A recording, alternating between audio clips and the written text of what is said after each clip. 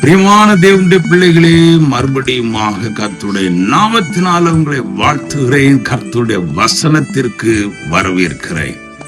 நாளிலும் உலகம் எங்கிலும் அநேக நகரங்கள் உண்டு. ஒவ்வொரு நகரங்களும் எப்படி இருக்கிறது என்று நாம் யோசித்து பார்க்கும்போது, நாம் இருக்கிற நகரம் எப்படி இருக்கு?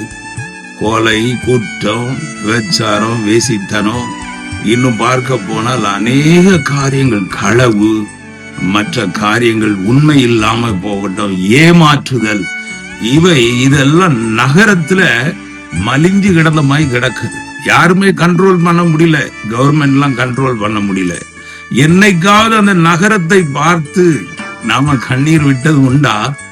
ஆனா இந்த நாளில இது குருத்தோலை ஞாயிறு. இயேசு என்ன செய்தார் தெரியுமா? நகரத்தை பார்த்து கண்ணீர் விட்டார் என்று சொல்லப்பட்டிருக்கிறார். அவர் கண்ணீர் விட வேண்டிய அவசியமே இல்லை.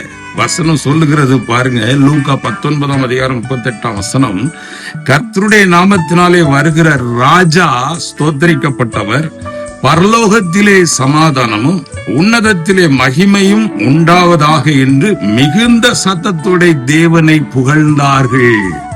ஒரு ராஜாவை புகழ்றாங்க, கூட்டமா ஒரு ஊர்வலம் மாதிரி போய் புகழ்றாங்க. புகழும் போது ராஜா சந்தோஷப்படணுமே வெளிய. ஆனால் இந்த இயேசு ராஜா எப்படிப்பட்டவர் என்றால், இந்த நகரத்தை பார்த்து கண்ணீர் விட்டார். காரணம், இந்த நகரம் நரகமாக மாறிக்கொண்டிருக்கிறதே என்று இயேசு கண்ணீர் விட்டார். புரிந்து கொள்ளுங்கள், அறிந்து கொள்ளுங்கள். நாம் இருக்கிற நகரத்தை பார்த்து இயேசு சந்தோஷப்படும்படியாக வாழுவோம். தேவன் நம்மை அப்படியாக வாழ வைப்பார்.